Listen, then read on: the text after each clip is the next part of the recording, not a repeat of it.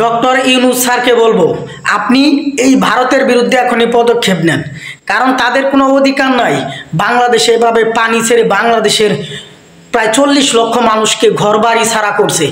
এদের বিরুদ্ধে আন্তর্জাতিকভাবে পদক্ষেপ নেন। তাদের কোনো রাইটই নাই বাংলাদেশে পানি ছাড়া।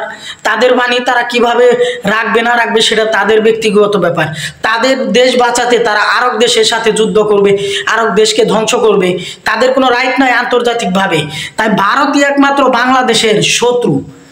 বাংলাদেশের আর কোনো শত্রু নয়, একমাত্র ভারত ছাড়া। পৃথিবীর সব দেশ বাংলাদেশের ভালো চায়, কিন্তু এই ভারত কোনো সময় চায় না যে বাংলাদেশ এগিয়ে যাক, বাংলাদেশ ভালো থাকুক।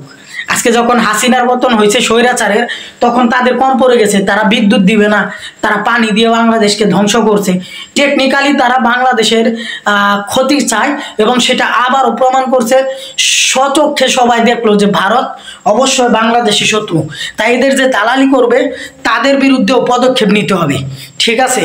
আর ডক্টর ইউনূস স্যারকে বলবো যে আন্তর্জাতিকভাবে এদের বিচারের ব্যবস্থা করেন। এরা কিভাবে তাদের দেশের পানি আমাদের দেশের উপর ছেড়ে আমাদের দেশকে বিপদে ফেলে। সবাই প্রতিবাদ করেন যার যার জায়গা থেকে। ভারতের কোনো পণ্য বাংলাদেশে চলবে না, ভারত বয়কট করতে হবে ডাইরেক্ট, কারণ এরা সবসময় বাংলাদেশের ক্ষতি চায়।